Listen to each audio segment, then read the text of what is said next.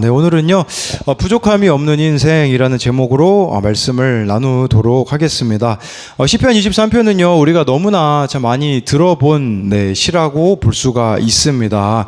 우리가 오늘 새벽에 묵상한 시편 22편에 보면요, 이 다윗이 고난이 있었잖아요. 고난 가운데 이제 깨달은 게 있어요. 뭘 깨달았냐?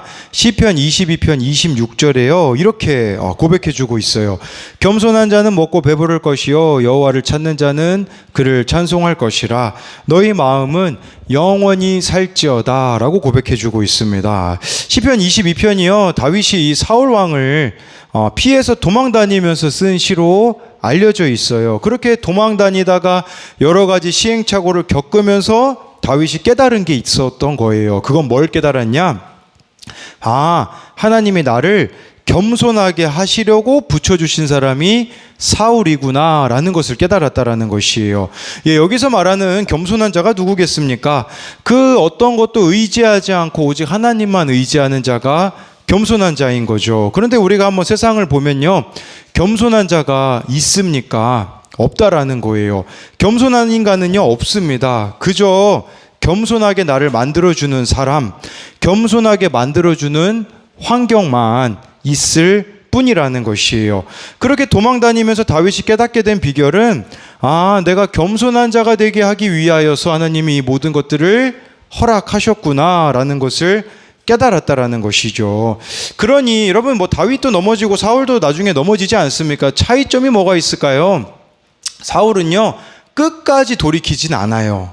그런데 다윗은 회개가 빠르거든요. 전 이 차이가 있다고 보거든요. 우리가요, 다 고질병을 가지고 있어요. 죽을 때까지 저와 여러분들은 죄를 지을 겁니다. 이거는 변함없는 사실이죠. 그러나 겸손한 자는 무엇이겠습니까? 빨리 회개하는 자예요.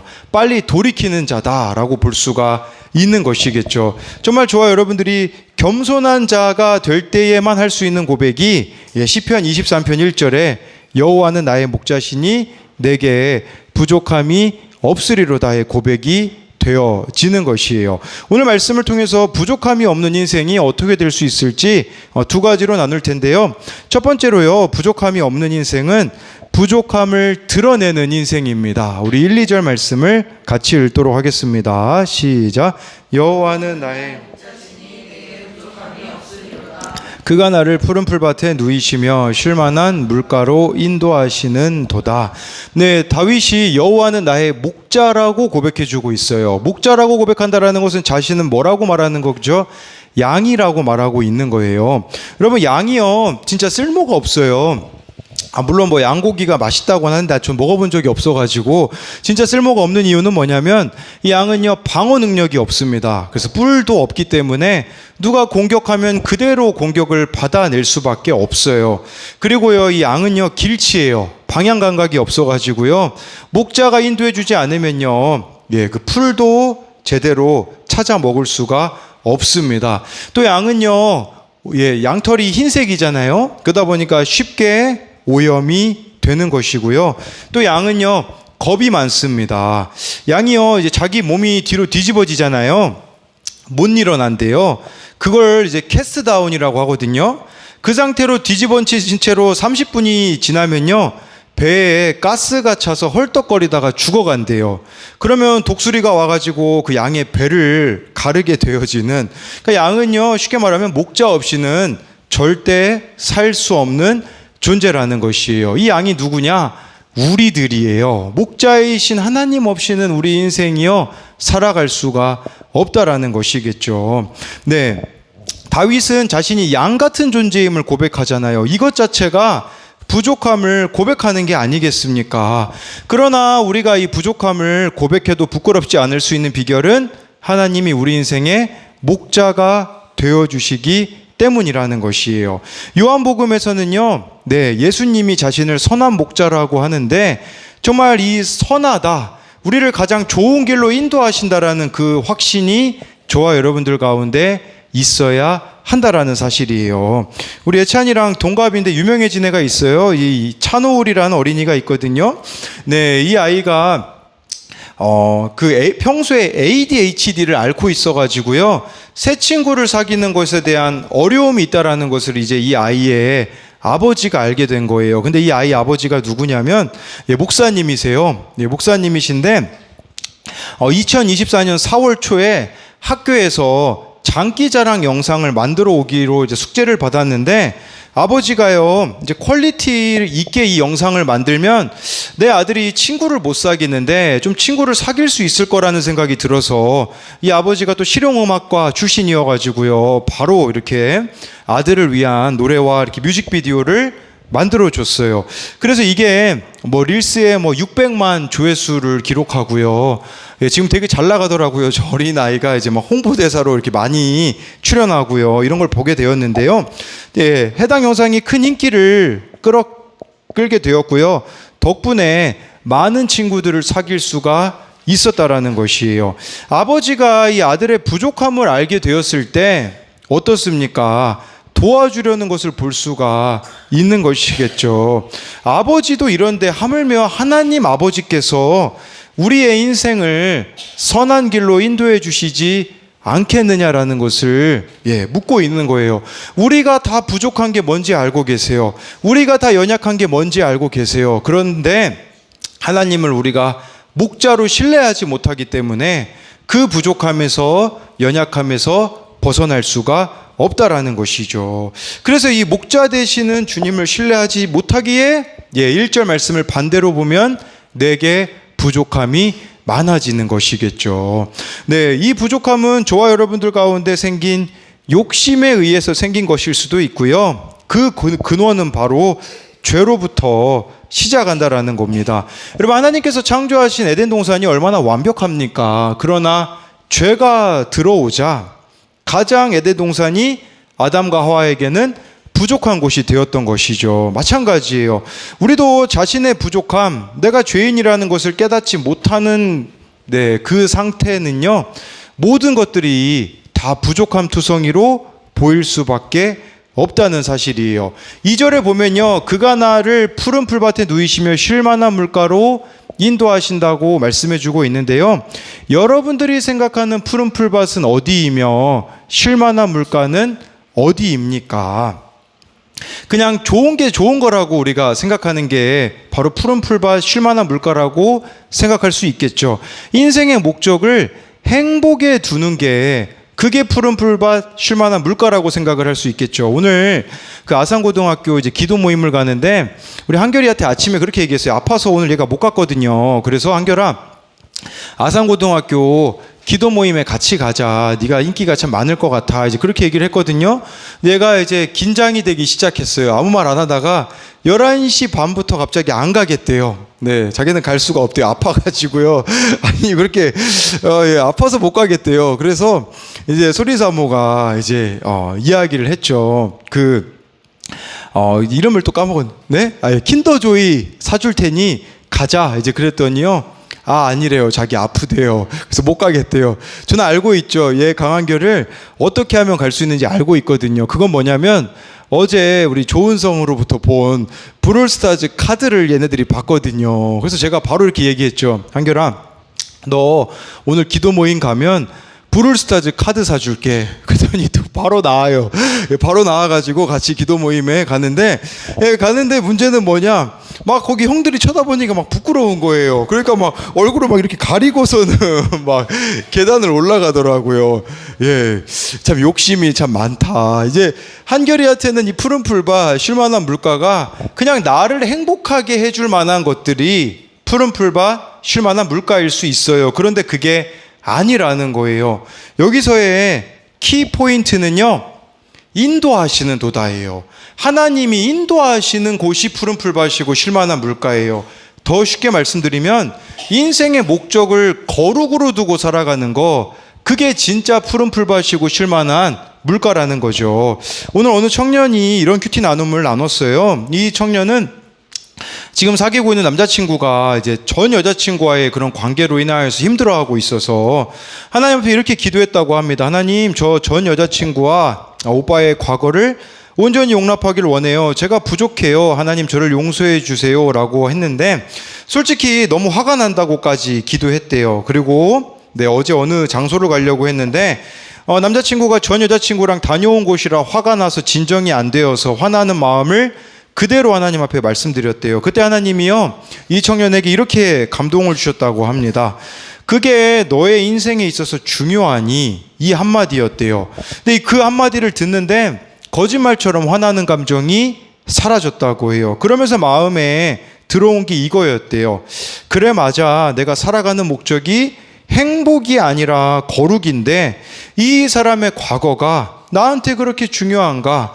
그리고 너무 더러운 나를 하나님이 용서해 주셨음을, 용납해 주셨음을 안다면 내가 어떻게 다른 사람을 용납하지 않을 수 있을까 생각이 바뀌게 되었다라고 말해주고 있어요. 그러면서 자기가 그렇게 힘들어했던 이유는 인생의 목적을 행복에 두었기 때문이라고 이야기를 하더라고요. 그래서 정말 연애의 목적, 인생의 목적을 거룩에 두지 않은 것이 결국은 이러한 모습을 나타내었다라는 것이겠죠. 정말 좋아요, 여러분들이요. 하나님의 인도함을 받는 그 거룩한 삶을 살아간다면 어느 곳이 있든지 그곳이 푸른 풀밭이며 쉴만한 물가가 될 겁니다.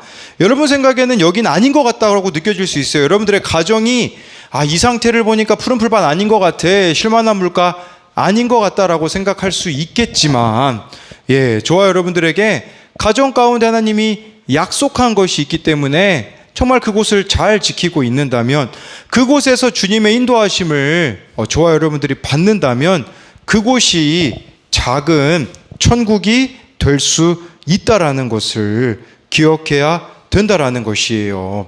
그래서 저와 여러분들이 머물러야 될 그 자리를 잘 지켜야 한다라는 것이겠죠.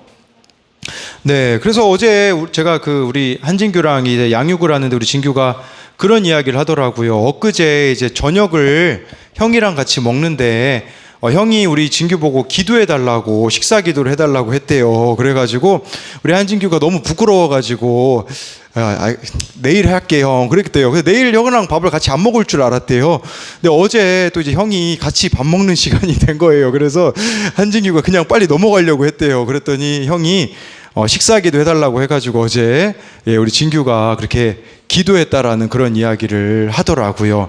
정말 좋아요, 여러분들이 인도함을 받는 그곳이 푸른 풀밭, 쉴만한 물가라는 사실이죠. 카일 아이들먼 목사님이 쓰신 나의 끝 예수의 시작이라는 책에요, 이런 내용이 나와요. 목사님이 이제 아내와 결혼기념일에 연극을 보러 갔는데 중간에 이제 쉬는 시간이 있었대요. 근데 옆자리에 있는 어떤 남자가요, 목사님한테 미소를 지으며 말을 걸어왔대요. 그는 변호사였는데 고등학교를 갓 졸업한 딸을 데리고 연극을 보러 온 거예요. 그러면서 목사님이 이제 옆에 분에게 보기 좋네요. 저희 집은 딸이 셋이랍니다 라고 말하자 그 남자분은 자기 딸을 가리키고서요 이렇게 말했다고 해요. 아니, 이 녀석이 기어다닐 때가 엊그제 같은데 벌써 저렇게 컸어요. 녀석이 어릴 적에 저는 좋은 아빠가 되지 못했어요. 화는 잘 내고 일은 바쁘고 무슨 말인지 아시겠죠? 그러면서 다시 이렇게 이야기했대요. 얘기 좀 들어보실래요? 이 애가 6살 때 있었던 일이에요. 그 일로 저는 완전히 다른 아빠가 되었답니다. 아니, 처음 보는 사람인데 갑자기 가정사를 이야기하는 거예요. 6년 동안 저는 형편없는 남편이자 아빠였죠. 하지만 직장에서는 승승장구했어요. 그때는 돈 많이 벌어다 주는 게 제일인 줄 알았죠. 그러는 사이에 가정이 무너지고 있었어요. 그래서 이제 목사님이 그래서 어떻게 되었어요? 라고 묻자 아마 목사님 생각에요, 당연히 건강이 심각하게 나빠지거나 회사가 망했다라는 이야기를 들을 줄 알았대요. 그랬더니 그분이 이렇게 얘기했대요. 한 친구가 저를 교회로 초대했답니다. 그러니까 이 변호사분이 목사님이 예수님 믿는 줄 안 믿는 사람인 줄 알고 전도하려고 그 중간 쉬는 시간에 예수님을 전했다라는 거죠. 그러면서 이 책에요 이런 내용이 나오더라고요. 일면식도 없던 사람이 내게 자신의 실패담을 통해 예수 그리스도를 전해주었다. 바로 이것이 하나님의 능력이 나타나는 방식이다. 하나님은 우리의 실패작을 그분의 걸작으로 바꾸시는 분이다. 한때 이혼 직전까지 갔던 부부가 다시 마음을 모아 딸의 얼굴에 미소를 피워낼 수 있었던 건 전적으로 하나님의 은혜다. 우리의 약점이야말로 하나님의 능력이 빛을 발할 수 있는 완벽한 배경이다 라고 말하더라고요. 뭘 이야기 드리고자 하는 거냐면요, 저와 여러분들의 인생에 하나님이 진짜 목자시면요, 부족함이 없기 때문에 나의 부족함을 드러낼 수가 있어요.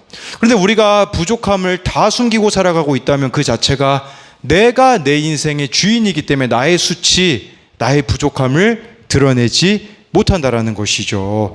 정말 주님이 저와 여러분들의 목자가 되신다면 나의 이 수치와 부끄러움과 연약함을 드러냄으로써 생명 살리는 데 쓰는 도구로 사용한다라는 사실입니다. 그래서 이것에 대한 적용 질문은요, 인생의 목적이 행복이기에 모든 것이 다 부족함 투성이로 보이고 있습니까? 아니면 인생의 목적이 거룩이기에 나의 부족함을 드러내며 복음을 전하고 있습니까? 두 번째는요, 말씀의 인도함을 따르고 있습니까? 그렇기에 지금 내가 있는 곳이 푸른 풀밭과 쉴만한 물가임을 고백합니까? 라고 이렇게 질문하고 있어요. 두 번째는요, 부족함이 없는 인생은 사망의 음침한 골짜기를 통과합니다. 네, 저와 여러분들이 좀 하나님이 우리의 목자 되시면 사망의 음침한 골짜기를 통과하는데, 내가 주인이면요, 통과가 아니라 회피합니다. 우리 3, 4절 말씀을 같이 읽어보겠습니다. 시작. 내 영혼을 소생시키시고 자기 이름을 위하여 내가 사망의 음침한 골짜기로 다닐지라도 해를 두려워하지 않을 것은 주께서 나와 함께 하심이라. 주의 지팡이와 막대기가 나를 안위하시나이다. 3절에 여기 보니까요, 내 영혼을 소생시키시고, 이 소생시키다라는 말이요, 회개한다라는 의미가 있어요. 돌이킨다라는 의미가 있거든요. 우리의 영혼이 회복되는 길은 회개밖에 없음을 말씀해 주고 있는 거예요. 여러분, 죄라는 단어가요, 원어로 보면 관역을 빗나가다라는 뜻이거든요. 회개는 뭐냐면 우리의 이 빗나간 관역을, 우리의 삶을 하나님이 원상복귀 시켜주시는 거예요. 그래서 이제는 의의 길로 인도함을 받게 하는 것이죠. 여러분, 이 의의 길이 어떤 길입니까? 마태복음 7장에서 예수님은 이 의의 길을 좁은 문, 좁은 길이라고 말씀하셨어요. 그런데 이 의의 길로, 이 진리의 길로 우리를 인도하시는데 자기의 이름을 위하여 인도하신대요. 저는 예전에 이 말씀을 볼 때 어떻게 다가왔냐면, 하나님이 평판 때문에, 하나님이 체면 때문에 이렇게 억지로 인도하신다라는 생각을 했었거든요. 근데 그게 아니라 우리가 하나님의 이름에 걸맞는 존재로 살아가야 된다라는 의미예요. 정말 저와 여러분들이 회개했다면요, 이제부터 해야 되는 것은 뭐냐면 하나님 이름에 걸맞는 길로 걸어가야 된다라는 거예요. 이 길이라는 게 다져진 길이라는 뜻이거든요. 내가 계속 이 길로 걸어가기 때문에 다져져야 되는데, 근데 우리는 새 길로 향할 때가 얼마나 많이 있느냐라는 것이겠죠. 그래서 그 삶의 방식이, 이 다져진 길의 삶의 방식은 좁은 문, 좁은 길의 방식이자 십자가의 방식이라는 사실이에요. 이 십자가의 방식이 무엇입니까? 3절에 나오듯이 내 영혼을 소생시키는 방식, 즉 내가 회개하는 방식으로 나아가는 것이어야 된다라는 것을 말씀해 주고 있어요. 어느 찬양에 이런 가사가 있더라고요. 좋은 길 아닌 좁은 길, 꽃길 아닌 가시밭길이라고 이렇게 가사가 있더라고요. 여러분, 하나님이 우리의 목자가 되시면 우리가 착각하는 게 있어요. 그건 뭐냐면 나를 그냥 좋은 길로 인도하실 거라는 착각, 또 나를 꽃길로 인도하실 것이라는 착각이 있어요. 근데 아니에요. 4절에 보면요, 어느 길로 인도하시냐? 사망의 음침한 골짜기로 다닐지라도 라고 말씀해 주고 있어요. 하나님이 나의 목자지만 내가 통과해야 될 길이 있습니다. 그것은 바로 사망의 음침한 골짜기라는 사실이에요. 여러분, 이 사망의 음침한 골짜기가 무엇이겠습니까? 여러분들에게 갑자기 닥치는 어두움의 사건, 문제들이라고 할 수가 있어요. 근데 두려워할 필요가 없는 이유는 뭐냐?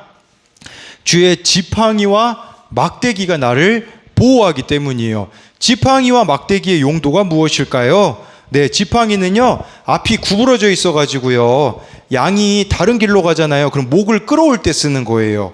그리고요, 막대기는 맹수들이 덤비면 그 맹수들을 치기 위하여서, 네, 이렇게 가지고 다니는 것은, 우리가 사망의 음침한 골짜기 통과하는 거 두려워할 필요가 없는 것이 하나님이 그렇게 우리를 책임져 주실 것이기 때문이라는 것이에요. 오늘 우리들 교회 송민창 부목사님의 그 큐티 설교를 들었는데요. 설교 중에요, 이제 고1이 된 아들에 대한 내용이 나오더라고요. 몇 주 전에 이 아들이 고등학생이 되었는데 갑자기 아버지한테 이렇게 이야기하는 거예요. 숨 쉬는 것이 불편하다고 이야기를 했대요. 갑자기 아버지한테 정신과를 예약해달라고, 숨 쉬는 것이 불편하다고 하니까 불안장애를 이 목사님이 알아봐가지고 공황 증상이 아닐까 싶었대요. 근데 아들의 말은 자신이 ADHD면 그 약을 먹겠다고 했다고 합니다. 숨 쉬는 게 불편해서 빨리 병원을 예약해서 알아보았는데 정신과는 그 초진 예약하는 게 힘이 들었다고 해요. 예약이 되는 병원이 없는데 집 주변에 한 군데 예약이 되는 곳에 있어서 예약을 했어요. 이제 목사님은 신방이 있어서 아이와 가지 못하고 사모님이 이제 아들과 함께 정신과에 갔는데 정신과 선생님이요, 설문지를 보고 이런 질문을 하셨대요. 도대체 왜 이렇게 아이의 도덕적 기준이 심히 높은 것이죠? 아버지가 도대체 뭐 하는 분인가요? 라고 물었다고 해요. 그랬더니 아들이 정직하게 목사님이라고 이렇게 이야기를 했대요. 이 아들의 병명이 뭐냐면 사고적 강박이 경계적 수치를 넘어 약을 먹어야 한다는 진단을 받았다고 해요. 자꾸 아버지가 높은 기준을, 어떻게 보면은 이렇게 강박적으로 제시했기 때문에 이 아들이 그런 강박장애에 걸리게 된 거죠. 말씀을 들으면서 목사님이 자꾸 눈물이 났다고 해요. 회개가 일어나는 경험을 했지만 근데 이 아버지가 또 내려놓지 못하는 거예요. 뭘 내려놓지 못하냐? 다음 주면 또 아들이 기말고사거든요. 이 아들에 대한 그 높은 기대감을 회개했지만 여전히 내려놓지 못하니까 그냥 아들을 보는 이 모든 시선이 다 짜증나기 시작했다고 합니다. 수요 예배를 앞두고 이제 안내를 마치고 들어가는데 자리에 짜증나는 생각으로 앉아 있었어요. 예배를 드리는데 한 어머니가요, 그 몸이 불편한 우리들 교회에서는 사랑부라고 하거든요. 사랑부 아이를 데리고 예배를 어느 한 어머니가 드리고 계시는데 그 아이가 자리에 누웠다 일어나서 찡얼대다가 또 엄마가 안아줬다가 그러다가 이 아이와 목사님이 눈이 마주쳤다고 해요. 그때부터 이제 목사님이 눈물이 멈추지 않는 거예요. 하나님이 마치 목사님에게 이렇게 물으시는 것 같았대요. 변하지 않을 것 같은 강박에 사로잡힌 내 아들이 불쌍한 거니? 라고 물으셨다고 해요. 그런 아들을 둔 내가 불쌍한 거니? 그러면서요, 둘 다 불쌍한 게 아니라고 하셨다고 해요. 다 죽을 수밖에 없는 인생인데 그것을 모르고 욕심에 사로잡혀서 세상에 사로잡혀서 이 땅에 변하지 않을 것들 때문에 짜증나 있는 너의 상태가 가장 불쌍하다고 말씀하시는 것 같았다고 합니다. 저와 여러분들이 지나가야 하는 이 사망의 음침한 골짜기가 무엇이 있습니까? 그것은 뭐냐면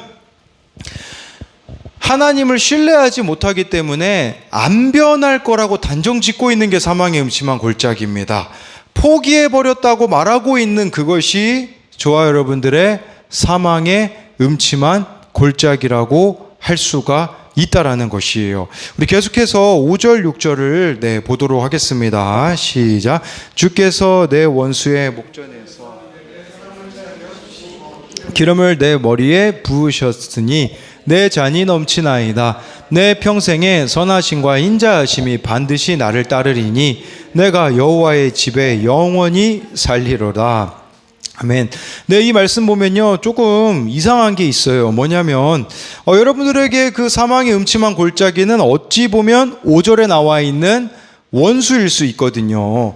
그런데 하나님이요, 원수를 좀 없애주시지 원수의 목전에서 왜 상을 차려주신다고 했을까요?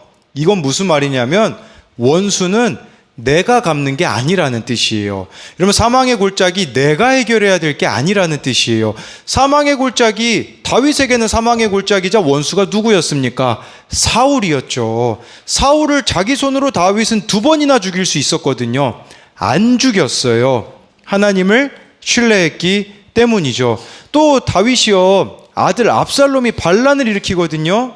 반란을 일으켰는데 전쟁에 나가는 장수에게 뭐라고 부탁하냐?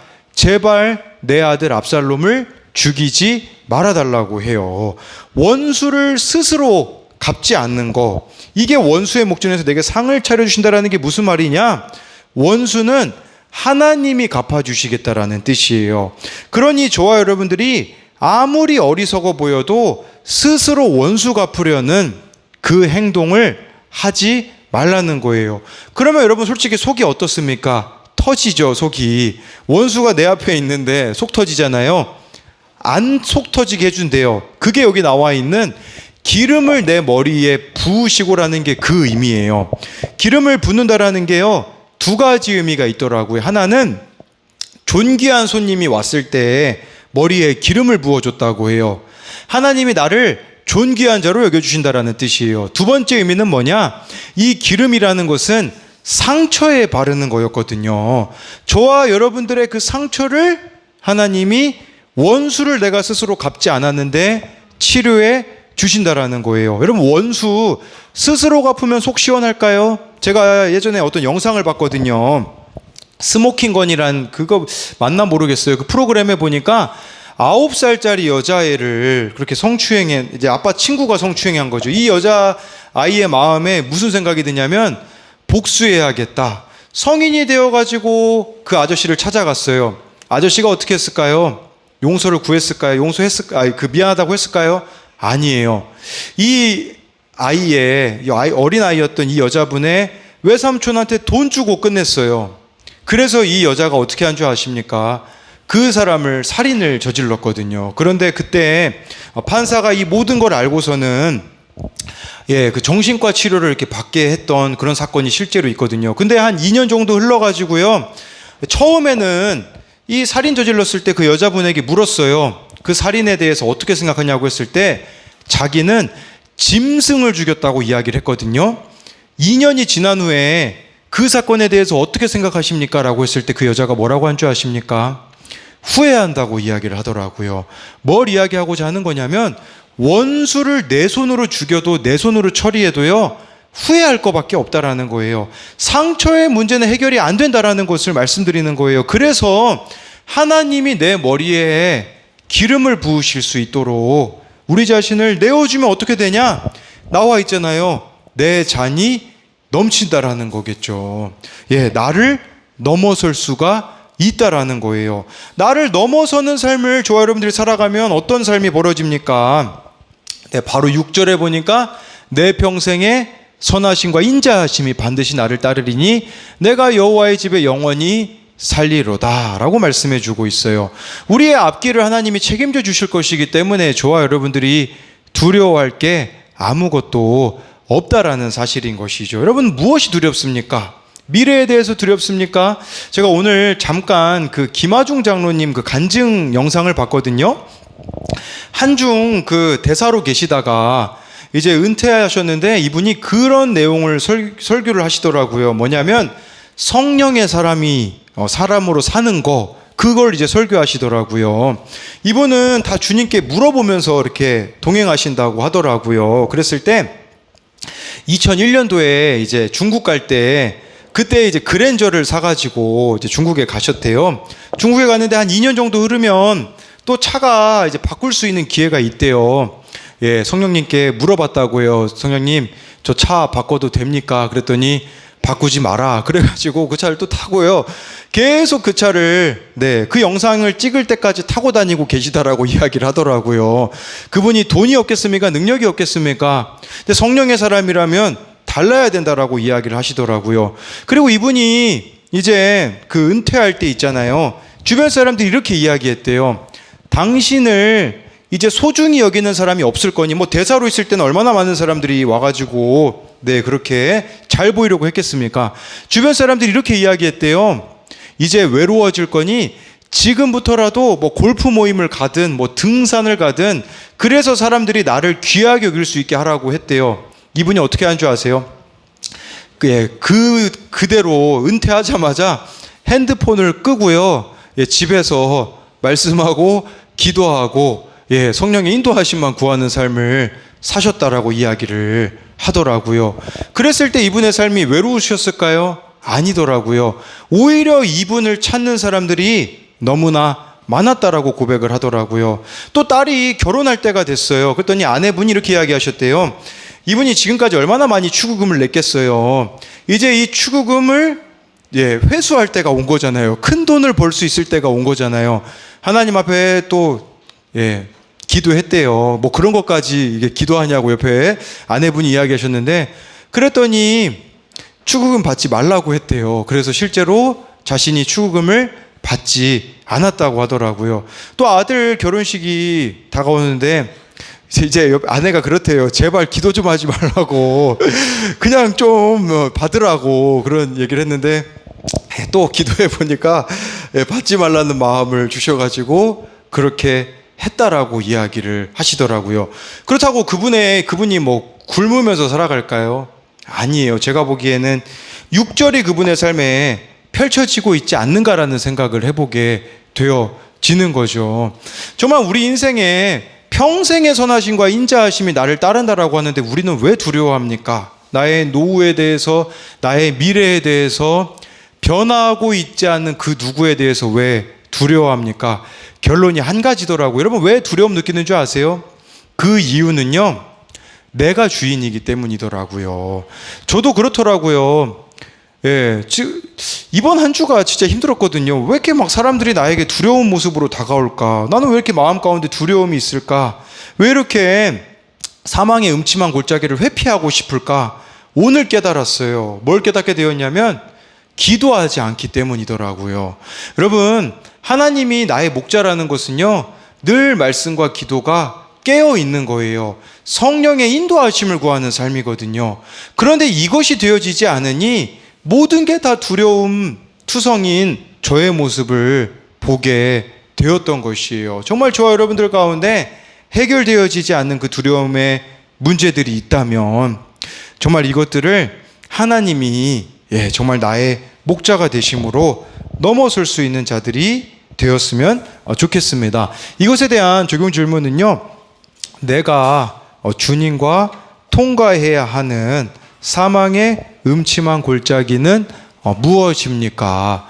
원수를 스스로 갚으려고 해서 지옥을 살고 있습니까? 아니면 하나님께 맡김으로 천국을 누리고 있습니까?